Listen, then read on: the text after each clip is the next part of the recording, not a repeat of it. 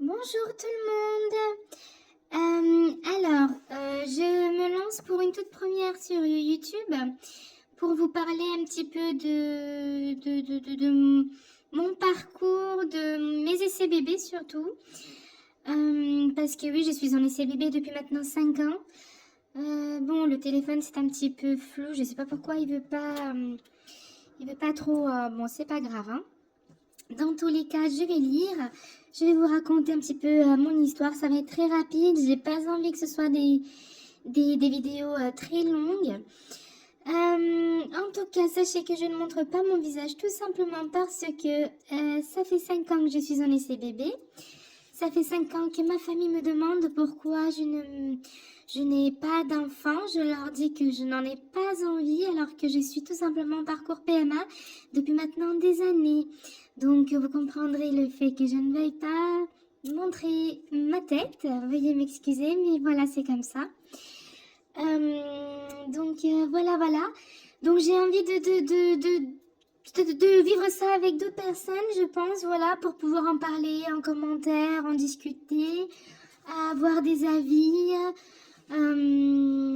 des conseils, si je peux en donner, pourquoi pas, voilà. Je vais vous expliquer très très vite mon histoire. Depuis toute petite, bon, j'ai eu mes règles la première fois à 13 ans. Quand je les ai, j'avais très mal quand j'ai mes règles, bon, même au jour d'aujourd'hui, hein. J'ai très mal.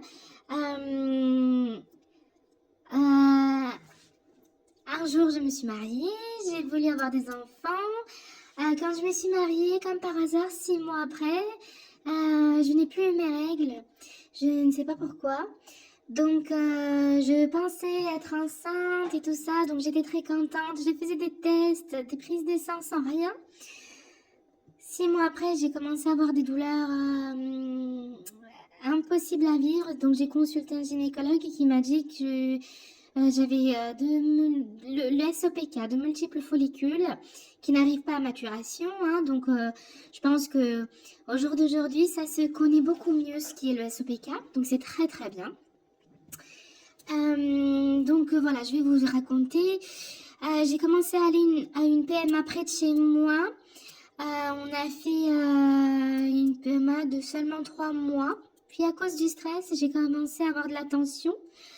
Donc chez eux, j'ai fait 3 mois de chlomide. Et à chaque fois, ils arrêtaient le processus parce que j'avais trop de follicules qui grandissaient, de 2 à 3 follicules. Et ils voulaient absolument tout arrêter parce qu'ils me disaient que pour une première grossesse, c'était absolument trop dangereux d'avoir plusieurs follicules. Donc ils m'arrêtaient tout. Et quand ils ont vu que j'avais de la tension haute, ils m'ont dit on vous prend plus. C'est fini. Et ils m'ont laissé comme ça. J'ai cherché une PMA ailleurs, une PMA beaucoup plus grande, un hôpital beaucoup plus grand, dans une ville beaucoup plus grande. Certes, à 100 km de chez moi, pardon. Mais voilà. Donc, pour avoir mes règles, ils m'ont donné du Dufaston, ce qui m'a fait prendre énormément de poids. Pour vous dire qu'à l'époque, j'avais dans les... Bon, j'étais pas mince non plus, hein. J'avais dans les 80-85 kilos. Au jour d'aujourd'hui, j'en ai 120. C'est énorme. Je leur avais raconté que Clomid, c'était sans effet pour moi. Ils m'ont donné des injections. Bon, j'ai plus du tout les noms, mais je pense que ceux qui sont en parcours PMA doivent connaître, doivent savoir ce que c'est les injections. Je vous avoue qu'avec tout ce que j'ai eu, je n'ai pas pu retenir tous les noms. Avec à la fin au vitrel pour déclencher l'ovulation. J'ai eu 2 grossesses sans suite qui se sont arrêtées. Le follicule ne grandissait pas comme il fallait. Puis j'ai fait une pause pour essayer de perdre du poids parce que forcément j'en ai pris énormément. Puis j'ai repris des injections. Hein. Avec ces injections-là, pardon, j'ai commencé à prendre beaucoup de poids.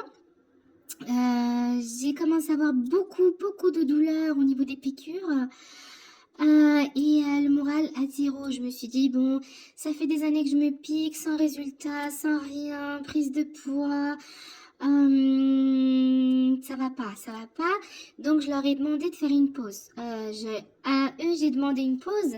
À mon mari, j'ai dit, écoute, on arrête là, je n'en peux plus mentalement. Je ne veux plus penser bébé, c'est fini. Parce que oui, dans ces 5 années-là, euh, c'est facile à dire, arrêtez d'y penser, nanani nanana, mais c'est pas facile à faire, hein, je vous assure. Donc, entre-temps, je prenais du Zitolia, un complément alimentaire qui ne m'a fait absolument rien. J'ai essayé le Gynocytol qui ne m'a fait rien, entre-temps ici, hein, tout simplement. Et du coup, j'ai... qu'est-ce que je voulais dire, pardon. J'ai dit à mon mari, voilà, on arrête, je ne veux plus penser bébé, bébé, je ne veux plus faire bébé, je ne veux plus rien. Tu me laisses vivre ma vie. Puis à côté, je suis en arrêt maladie pour d'autres problèmes. En fait, c'est mon dos, tout simplement, je bloque. Hein. Voilà, je bloque, je ne peux pas rester debout, absolument pas. Donc j'ai le kiné à côté, tout ça. Je suis en arrêt maladie et j'ai cherché en attendant parce que j'ai des douleurs par-ci, par-là. C'est surtout que oui, dans ma tête, j'ai arrêté bébé. Je l'ai vraiment dit et ça a fonctionné cette fois-ci d'arrêter bébé dans ma tête. Tout ce qui est bébé, j'ai dit on arrête. Je veux plus entendre parler de ça. Donc j'ai quand même cherché pour avoir mes règles, une solution pour avoir mes règles. Donc j'ai vu où il fallait prendre du persil avec je ne sais quoi, j'ai essayé mais rien du tout, ça ne m'a rien fait. J'ai cherché, essayé d'autres méthodes. Et il n'y a pas longtemps du coup, comme bon c'est flou, hein, c'est toujours flou, je sais pas pourquoi ça ne veut pas... Bon tant pis. Là du coup je ne sais pas si vous arriverez à lire, il y a écrit curcuma. Hein. Donc je viens d'essayer, ça fait déjà... je ne sais pas, ça fait pas très longtemps, hein, mais je viens de commencer le curcuma. C'est un anti-inflammatoire. En fait j'ai compris que le SOPK, c'est une inflammation au niveau des follicules. D'accord? En fait, on nous explique pas très bien ce que c'est, comment on peut traiter, qu'est-ce qu'on peut faire. C'est ce qui m'énerve clairement. Nous, les femmes, en tant que SOPK, on nous explique pas, on recherche de nous-mêmes et tout ça. Moi, à chaque fois, on me disait perdez du poids, oui, mais c'est facile à dire, mais j'y arrive pas. J'ai essayé tout plein de méthodes et tout ça, bref. Je leur demandais mais qu'est-ce que j'ai pu faire pour avoir le SOPK. Je comprends bien, vous me dites perdre du poids, je le comprends bien, hein, je le comprends bien. Dans tous les cas, être en surpoids, ce n'est bon pour personne, non pas seulement pour nous les SOPK, mais pour absolument tout le monde. Je leur demandais qu'est-ce que c'est que le SOPK. Je veux savoir, je veux comprendre. On m'a dit c'est génétique, c'est comme ça, perdez du poids, ça vous aidera, nanani nanana. Donc moi ce que j'ai compris ces derniers mois, parce que je vous le répète, c'est surtout je voulais avoir mes règles naturellement sans du faston, parce que du faston c'était un ennemi pour moi là. Le du faston c'est un ennemi, je le déteste. C'est une inflammation dû à je ne sais quoi, mais en fait, il faut juste manger. Parce que vous savez qu'au jour d'aujourd'hui, les aliments qu'on nous vend, on enlève tous les bienfaits des aliments. Au jour d'aujourd'hui, on enlève tous les bienfaits des aliments, donc faut qu'on prenne des compléments alimentaires, des machins, des bidules et tout ça, etc. Voilà, mais sinon on enlève absolument tous les bienfaits des aliments d'aujourd'hui. Les aliments avant étaient mieux, je vous l'assure mes amis, je vous l'assure mes copines. Donc voilà, donc il nous faut moi j'ai commencé du coup du curcuma. Et pour le curcuma, il faut absolument le prendre au milieu des repas. Soit vous le prenez en poudre, en épices, hein, tout simplement. Mais il faut en mettre un petit peu beaucoup. Donc, c'est préférable de prendre directement en gélule et à la dose qu'il faut à peu près. Et il faut le prendre entre les repas parce qu'il est mieux absorbé déjà avec de la pipérine, tout ce qui est un petit peu... donc, soit de la pipérine, soit du gingembre, hein. C'est comme vous souhaitez, et avec des aliments gras pour qu'ils puissent être mieux absorbés. Donc j'ai essayé le curcuma pipérine que j'ai acheté en grande surface. Pour ma part, cette fois-ci, j'ai ceci. Hein. Mais là, je compte en acheter d'autres sur Internet. Sur Internet, voilà, curcuma piperine. Qu'est-ce que je voulais dire? Oui, du coup, ça m'a... Et bah, 2 mois après, j'ai eu mes règles tout seul. Et ça fait 5 ans que je ne les ai pas eues naturellement, mes copines. Ça fait 5 ans que je ne les ai pas eues naturellement avec tout plein de traitements, tout plein de... J'ai essayé, hein, j'ai fait beaucoup de pauses parce qu'avec les injections, les médicaments, les nanani, nanana, j'ai attendu 6 mois, 7 mois pour les avoir naturellement et rien du tout. Et là, depuis que j'ai le curcuma, pardon, 2 mois après, et ben, je les ai eus naturellement. Puis 2 mois, même pas. Là, la dernière fois, parce que ça fait à peu près 2 semaines que j'ai eu mes règles. Et ben là, la dernière fois, oui, ça fait 2 semaines. Oui, ça fait 2 semaines. Ça faisait même pas de mois pile. Même pas de mois pile poil. Et j'ai eu mes règles. Et voilà. Et au jour d'aujourd'hui, j'ai commencé à en donner même à mon mari parce que c'est très bon pour les spermatozoïdes aussi, pour leur vitalité, leur force, voilà, c'est très très bon pour les spermatozoïdes, tout simplement. C'est pour ça qu'en Inde, apparemment, ils en utilisent beaucoup, beaucoup, beaucoup parce que c'est très bon pour tout ce qui est fertilité. Voilà. Et ils en mettent beaucoup dans l'alimentation chez eux, hein, en tant qu'épice. Et c'est très très très très bon pour tout ce qui est fertilité. Apparemment, dans les traditions indiennes, quand une jeune femme se marie, on lui achète beaucoup en sachet des épices de curcuma parce que c'est très bon pour tout ce qui est fertilité. Hein. Ils savent bien ce qu'ils font. Et voilà. Donc je voulais, vu que j'ai découvert ce nouveau petit miracle, ça m'a redonné un petit espoir. Je ne vous cache pas que ça m'a redonné petit espoir pour...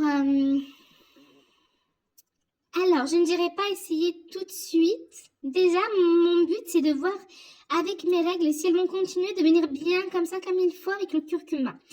Pourquoi je vous dis je ne commence pas tout de suite les essais bébés? Enfin, si, hein, je dis pas non.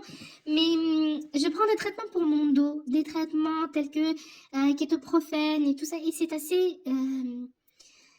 C'est assez lourd comme traitement et mon médecin m'a dit, parce que mon médecin sait que je suis en essai depuis plusieurs années, mon médecin m'a dit si tu prends ces traitements-là, il ne faut surtout pas essayer pour des bébés. Donc, voilà, j'espère ne pas avoir ce traitement-là pour très longtemps. Normalement, il me reste 1 ou 2 mois maximum, je pense. Mais en attendant, je vais continuer de temps en temps, parce que oui, de temps en temps, je fais des tests d'ovulation, je les note, je les mets sur un papier, tout ça. Et pour voir, hein, parce que quand je me sens un petit peu, voilà, hein, je ne sais pas, je fais des tests d'ovulation pour voir si l'ovulation ne traînerait pas par là. Donc oui, je me pose aussi la question. Est-ce que maintenant que mes 2 dernières fois, mes règles sont venues toutes seules, est-ce que j'ai ovulé ou pas? Parce qu'on nous dit aussi qu'on peut avoir nos règles. Et ça aussi, j'aimerais faire des recherches. Je vais en faire des recherches et je vous en dirai plus.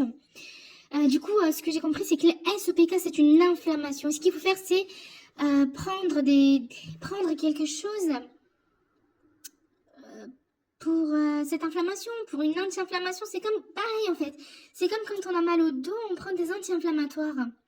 Ça revient au même. Et faut essayer de calmer tout ça, voilà. Donc moi, mon anti-inflammatoire que j'ai trouvé et qui marche pour moi, en tout cas, c'est le curcuma piperine. Et je suis ravie de revoir des règles naturelles. Parce que même quand je prenais du faston, on me disait c'est pas des règles, c'est juste pour faire couler un petit peu de sang, tout simplement, au niveau de ton utérus. Et ce n'est pas vraiment des règles. Et ça me faisait déprimer quand on me disait ça, clairement. Et là, maintenant, j'ai envie de savoir si c'est la même chose avec le curcuma. Je vais faire des recherches pour voir si on ovule ou si on ovule pas. Parce que ça ne sert à rien si je continue le curcuma. J'ai beau avoir mes règles et je recommence les essais bébés alors que je n'ovule pas et ça ne servira à rien tout simplement. ça ne servira absolument à rien. Donc, j'espère trouver de bonnes réponses par rapport à ça. J'espère ovuler, mon Dieu, si je vule et que je recommence à avoir mes règles. Là, déjà, dans un mois, allez, j'espère un mois, j'espère que je vais les avoir régulières maintenant, petit à petit. Ça va se réguler, j'espère, avec le curcuma. Mon Dieu, je suis tellement heureuse, vous savez pas à quel point. 5 ans, hein, c'est pas... Je sais qu'il y en a d'autres qui c'est encore plus, et mon Dieu, je suis de tout cœur avec vous, vraiment. Et je sais qu'il y en a qui sont comme moi, je sais qu'il y en a qui sont beaucoup moins, mais j'espère qu'on va y arriver. Il faut pas qu'on perde espoir. Certes, le moral, c'est difficile, hein, je dis pas non. Mais voilà, surtout n'hésitez pas, si vous avez des conseils... je sais qu'il faut être en activité, il faut manger sainement, il faut... voilà, mais moi là maintenant j'ai trouvé surtout qu'il faut un anti-inflammatoire parce que je sais que c'est pas bon, hein, mais bouger beaucoup avec mon dos c'est impossible pour moi. J'essaye, hein. Je fais de la piscine une fois par semaine, j'essaie de faire de la marche, j'essaye de faire un petit peu de danse, mais vous comprenez qu'avec mon dos c'est très très très compliqué. J'essaye de manger... bon, j'essaye pas, je le fais, hein, je mange sainement. En tout cas, par rapport à avant, je mange beaucoup mieux. Je reste zen. Je fais des choses que j'aime. Si je me sens à faire le ménage, je le fais. Si je me sens, je le fais pas. Si je me sens à sortir, je sors. Si je me sens, je sors pas. Si je me sens à lire, je lis. Si je ne me sens pas, je le fais pas. Si je me sens... En fait, je m'écoute tout simplement. Écoutez-vous les filles, écoutez votre corps, c'est très important. Donc voilà, je vais essayer de faire cette recherche-là. Si vous avez des conseils dans les commentaires, surtout n'hésitez pas. Si vous avez des questions et que je saurai répondre, parce que je ne suis pas médecin, je ne suis pas gynécologue, je ne sais absolument rien. Je suis juste une femme qui essaie d'avoir un petit bébé depuis maintenant plus de 5 ans maintenant. Hein. Donc voilà, j'essaierai de vous répondre si j'y arrive. Si je n'y arrive pas, je vous dirai juste désolée, vous comprendrez. Hein. Voilà, donc je vous dis à bientôt. Je vous montrerai mes petits tests d'ovulation. Parce que oui, faire des tests d'ovulation tout le temps, ah là là, ça coûte cher à un moment donné. Hein. Test de grossesse, test d'ovulation, c'est que ça fait de l'argent quoi.